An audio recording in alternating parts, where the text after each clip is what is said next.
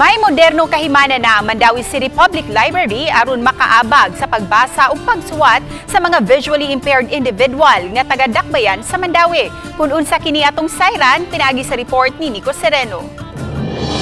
Usapan yun nga wherein our PWDs will be informed, updated of any information and development. Kini ang pagpasabot ni Mayor Jonas Cortez sa kaimportante nga may braille display ang Mandaue City Public Library aron magamit sa mga visually impaired individuals. Sa Memorandum of Agreement, tali sa Mandaue ug sa Japanese company nga manufacturer sa braille display. Subay ni ini giawhag sa mayor si Angelina Cagatulia, Mandaue City Librarian, sa paglakip sa iduso nila nga budget sunod tuig ang gahin sa pagpalit og duha ka braille display. Gipakita ni Roland Christopher Faelnar, visually impaired professional, ang karaan nga braille display nga ilang gigamit kaniadto. Iyang gitandi ang kadako sa bintaha kung mogamit sila sa moderno nga braille display. Pwede ra ikaw ra ang mo kuan because na may braille labeled ang kuan kontong container nga kuan usa na sa gamit sa braille kaayo.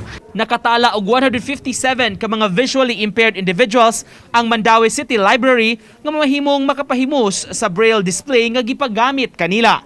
Ilang gisangunan si Faelnar, office staff sa City Library nga magsilbing instructor unya alang sa mga visually impaired individuals nga gustong makat-on sa paggamit. How important this device for them, maybe they will go to the library and use this device for their benefit, for their individual improvement.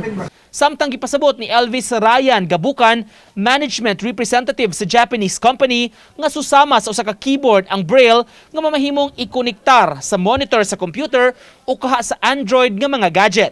Iyang gipakita ang dakong matabang niini gamit ang braille label printer nga ipapilit sa mga butang nga mahikap sa mga buta ug aron masayran ang mga butang nga naa sa ilang palibot. Dinhi mo display ang one character each.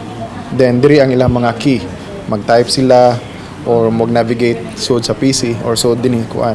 Kinahanglan siya iyang kaugalingong operating system. Uban ni Godfrey Rilien, Nico Sereno, Balitang Bisdak.